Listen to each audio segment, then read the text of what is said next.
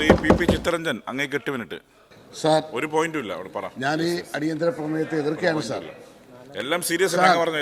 Sir, September മാസം 20-ാം തീയതി ആലപ്പുഴയിൽ ഒരു ചടങ്ങ് നടക്കുകയുണ്ടായി.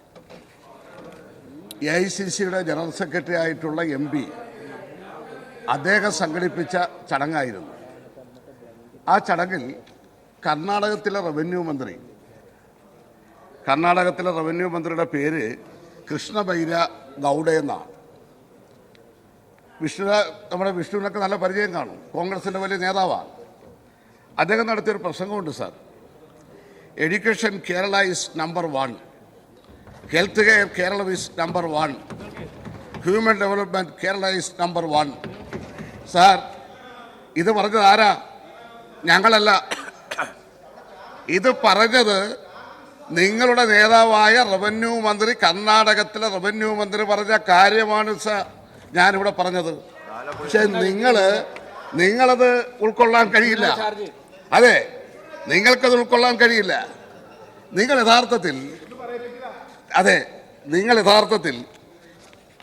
എത്ര തെറ്റിദ്ധാരണാജനകമായിട്ടാണ് കാര്യങ്ങൾ അവതരിപ്പിക്കാൻ ശ്രമിക്കുന്നത്.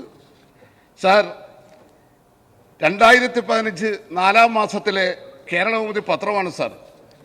നമ്മുടെ സംസ്ഥാനം സാമ്പത്തിക അരാജകത്വത്തിലേക്ക് ആരാണ് സാർ ഭരിക്കുന്നത്? സാർ, 3/7/2015 ദീപിക പത്രമാണ് സാർ. സാമൂഹ്യക്ഷേമ പെൻഷൻ ഫണ്ടിൻ്റെ അപര്യാപ്ത മൂലം കൊടുക്കാൻ കഴിയുന്നില്ല മന്ത്രി മുനീർ. സാർ, അത് കേൾക്കട്ടെ സാർ. മൊത്തത്തിൽ കൊടുക്കാനുള്ള തുക സാർ, നമ്മുടെ സ്ത്രീകൾക്കുള്ള അതുപോലെ തന്നെ പ്രായമായിട്ടുള്ള വാർദ്ധക്യകാല പെൻഷൻ ഇനത്തിൽ 72,861 ലക്ഷം രൂപ, വികലാംഗ പെൻഷൻ 6,898 ലക്ഷം രൂപ, വിധവ പെൻഷൻ 19,776 ലക്ഷം രൂപ, വാർദ്ധക്യകാല പെൻഷൻ 45,005 ലക്ഷം രൂപ, 50 വയസ്സിന് മുകളിൽ പ്രായമുള്ള അവിധരായ സ്ത്രീകൾക്കുള്ള പെൻഷൻ 1,179 ലക്ഷം രൂപ. സാർ, ഇതായിരുന്നു UDFിൻ്റെ ഭരണം. സാർ, അടുത്തത് സാമ്പത്തിക പ്രതിസന്ധി രൂക്ഷം. 16/2/2015 കേരളകൗമുദി സാർ പറയുന്നു, കൂടുതൽ കടമെടുക്കാൻ കേരളം വഴി തേടുന്നു, കേരളം സാമ്പത്തിക പ്രതിസന്ധി. പിണറായി വിജയനല്ലേ ഭരിക്കുന്നത്.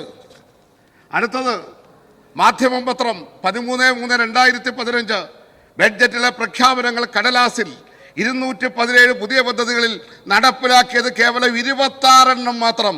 20 പദ്ധതികളിൽ നടപടിയില്ല. അടുത്തത് സാർ ഭീഷണമാണ് സാർ.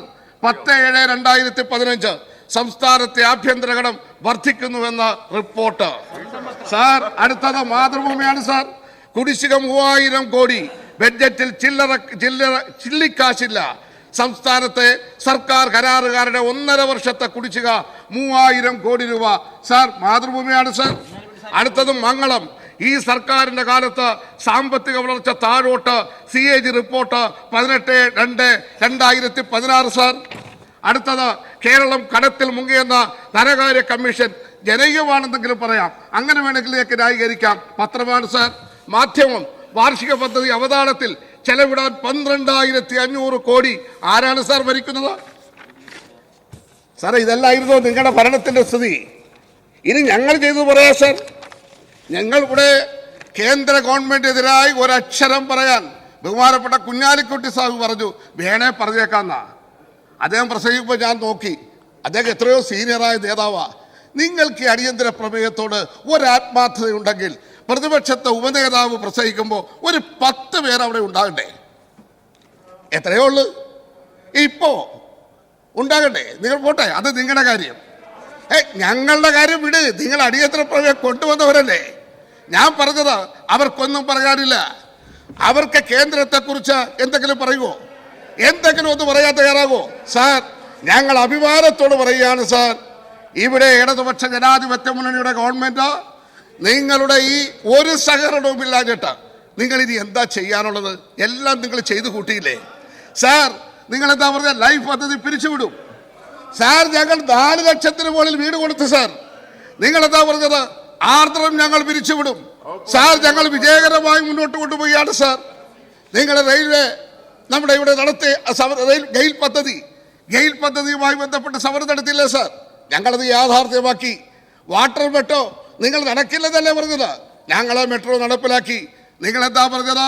കിഫ്ബി പിരിച്ചുവിടും 33,000 കോടി. എല്ലാ MLA-മാരുടെ പേരൊക്കെ വെണ്ടക്കായൻ എഴുതി വെക്കുന്നുണ്ടല്ലോ. ഞങ്ങളത് മാത്രമല്ലല്ലോ, എല്ലാവരും ഉണ്ടല്ലോ. 33,000 കോടി വാട്ടർ മെട്രോ നടക്കില്ലെന്നല്ലേ നിങ്ങൾ പറഞ്ഞത്? യാഥാർത്ഥ്യമാക്കിയില്ലേ? കിഫ്ബി പിരിച്ചുവിടുമെന്ന് പറഞ്ഞ നിങ്ങൾ ഇപ്പോൾ അതിൻ്റെ ഗുണഭോക്താക്കൾ കേരള ബാങ്കോ അതും പിരിച്ചുവിടുമെന്നാണ് നിങ്ങൾ പറഞ്ഞത്. കെ ഫോണോ അതിൻ്റെ കേബിൾ ഉരുമെന്നാണ് നിങ്ങൾ പറഞ്ഞത്. യാഥാർത്ഥ്യമാക്കിയില്ലേ സാർ? കെ സ്റ്റോർ നടക്കില്ലെന്നല്ലേ നിങ്ങൾ പറഞ്ഞത്? യാഥാർത്ഥ്യമാക്കിയില്ലേ? ക്യാമറ അനുവദിക്കില്ലെന്ന് പറഞ്ഞ കോടതിയിൽ പോയില്ലേ? കോടതി എടുത്ത് ദൂരെ എറിഞ്ഞില്ലേ? യാഥാർത്ഥ്യമാക്കിയില്ലേ സാർ? സയൻസ് പാർക്ക് നടക്കില്ലെന്നല്ലേ പറഞ്ഞ സാർ? ഞങ്ങൾ നടത്തിയില്ലേ സാർ? നിങ്ങൾ എന്തൊക്കെയാ? കീഴാറ്റൂർ ബൈപ്പാസ് ബഹുമാനപ്പെട്ട സ്പീക്കർക്ക് പ്രത്യേകിച്ച് അറിയുന്ന ഒരു കാര്യമാണല്ലോ. അങ്ങയുടെ മണ്ഡലത്തിലെല്ലാം കൂടെ അതിൻ്റെ ഗുണം വരുന്നതാണല്ലോ. എന്തൊക്കെയായിരുന്നു സാർ അവിടെ നടത്തിക്കൂട്ടിയതാ? ഇന്നെന്താ? അതും ഞങ്ങൾ അതിവേഗതയിലെ പുരോഗതിയല്ലേ. 6 വരി ദേശീയപാത 4 വരിയാക്കുമെന്നല്ലേ നിങ്ങൾ പറഞ്ഞത്? ഞങ്ങൾ 6 വരി ഇന്ത്യയുടെ ചരിത്രത്തിൽ ഭൂമി എടുക്കുന്നതിന് വേണ്ടി അതിൻ്റെ 25% തുക ഈ ഇന്ത്യയുടെ ചരിത്രത്തിൽ ഒരു സ്റ്റേറ്റ് കൊടുത്തിട്ടുണ്ടെങ്കിൽ അത് കേരളമാണ് സാർ. സാമ്പത്തിക പ്രയാസം ഉള്ളപ്പോഴും ഇത് ചെയ്യല്ലേ? വിഴിഞ്ഞത്ത് നിങ്ങൾ എന്തായിരുന്നു നിലപാട്? വിഴിഞ്ഞത്ത് നിങ്ങൾ സമരക്കാരോടൊപ്പമല്ലായിരുന്നോ? അവിടെ ഹാർബർ വരാതിരിക്കാൻ, വിഴിഞ്ഞ പോർട്ട് വരാതിരിക്കാൻ അവിടെ എന്തെല്ലാം ചെയ്തു? എന്നിട്ടോ വിഴിഞ്ഞ യാഥാർത്ഥ്യമാക്കി. ഇടവരയാർ പമ്പോസ് നടക്കില്ലെന്നല്ലേ പറഞ്ഞത്? നടത്തിയില്ലേ സാർ? മലയോര ഹൈവേ നടക്കില്ലെന്നല്ലേ സാർ പറഞ്ഞത്? നടത്തിയല്ലേ സാർ? തീരദേശ ഹൈവേ വരാൻ പോകുകയല്ലേ സാർ? എന്തിനേറെ 4,09,000 മനുഷ്യർക്ക് പട്ടയം കൊടുക്കാൻ ഈ ഗവൺമെന്റിന് കഴിഞ്ഞു സാർ. നിങ്ങളുടെ എല്ലാ പഠനത്തിൽ കിട്ടിയില്ലേ? എല്ലാവരും സന്തുഷ്ടരല്ലേ? എന്നിട്ട് ഇടതുപക്ഷ ജനാധിപത്യ മുന്നണി ഗവൺമെന്റ് ഈ കേരളത്തിലെ ചരിത്രത്തിൽ ഇത്രയധികം നാടിൻ്റെ വികസനത്തിന് വേണ്ടി ജനങ്ങൾക്ക് വേണ്ടി പ്രവർത്തിച്ചൊരു ഗവൺമെന്റ് ഉണ്ടോ? ആ ഗവൺമെന്റിനെതിരായി നിങ്ങളിപ്പോൾ എന്താ പറയുന്നത്? നരേന്ദ്രമോദിക്കെതിരായി പിണറായി വിജയനൊന്നും പറയുന്നില്ല. നരേന്ദ്രമോദിയുടെ തലസ്ഥാന നഗരിയിലേക്ക് ഈ കേരളത്തിലെ വികാരം ഇന്ത്യയിൽ ആദ്യമായി ഒരു മുഖ്യമന്ത്രി തൻ്റെ സഹപ്രവർത്തകരെയും ജനപ്രതിനിധികളെയും പ്രചരിത്തിക്കൊണ്ട് സമരത്തിന് പോകുവാനുള്ള തൻ്റെ ഇടം കാണിച്ച മുഖ്യമന്ത്രിയാണ് സഖാവ് പിണറായി വിജയൻ. ഞങ്ങൾ BJP RSSനെയും എല്ലാം നേരിട്ട് കൊണ്ട് തന്നെയാണ് സാർ പോകുന്നത്. പക്ഷേ ഇവിടെ പറഞ്ഞതുപോലെ ഒരു പരാതി കൊടുക്കുവാനുള്ള തൻ്റെ ഇടം പോലുമില്ലാത്ത ആൾക്കാർ അവരാണ് വന്നിട്ട് ഇന്ന് ഞങ്ങളെ ആക്ഷേപിക്കുവാൻ ശ്രമിക്കുന്നത്. സാർ ഞാൻ ചുരുക്കിയാണ് സാർ.